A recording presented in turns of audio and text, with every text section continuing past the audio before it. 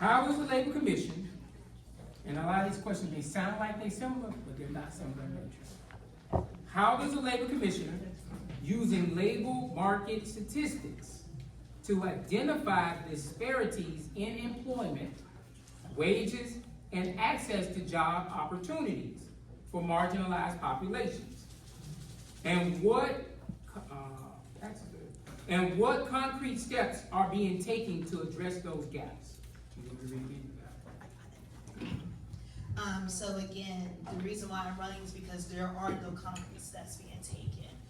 Also, our data is not being reported accurately, so there's that as well. So the first thing is making sure that we're getting the correct data, we're getting the correct information and numbers out there to make these assumptions, or even these, I don't want to say guesses, but the assumptions of right now is that this is happening, and so this is what we need to do.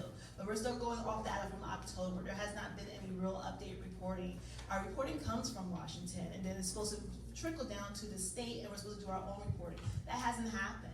Making sure that when I'm elected that we are doing that we are going out into the state of Georgia to get that data number, that our report numbers are up to date, and we're not just saying this is a new report, but it's still the same numbers from months past. What I will do, transparency, making sure that you see the data report on the Department of Labor website. Right now, when you go to the website, it can be confusing if you've never had to navigate it before. Making sure those numbers come up. Also, social media is to be used as a good tool of communication. I'm sure a lot of you here today get a lot of your news off social media before you go to the actual store's website. So making sure that we're utilizing our social media in a way that reflects respectability and credibility to the Department of Labor.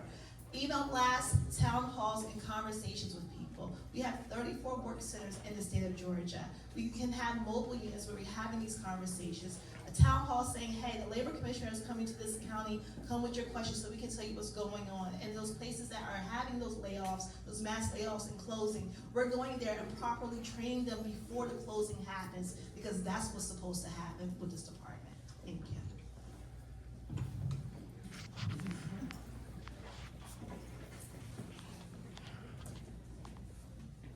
Put my timer on.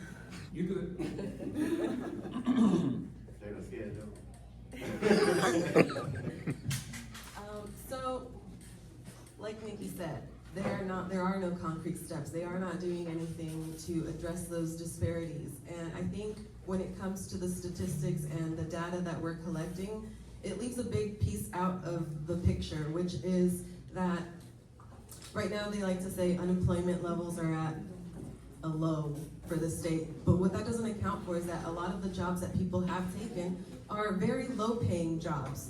And so they're calling that employment, but those low-paying jobs are not enough to cover your living expenses. People are having to work 2 to 3 jobs, and I think that we need for the data to reflect that, and so we can see exactly where these disparities are and where we need to make investments. I also believe that with that data, the labor commissioner needs to be an advocate in the state house and the legislature to make sure that with that data we are pressuring the legislature, whether it still remains in Republican control or not, to raise the minimum wage. It's been stuck at $5.15 since 2001, and nobody can live off of that. A lot of people think it's $7.25 because that's the federal minimum wage, but it's not. And so I believe that we really need an advocate at the Capitol to change the laws that are not helping our communities. And I think also as far as making sure that we're helping out underserved communities, we do extra outreach in those areas to make sure that we are helping people to understand what exactly is available for them and providing them with any supports that are needed to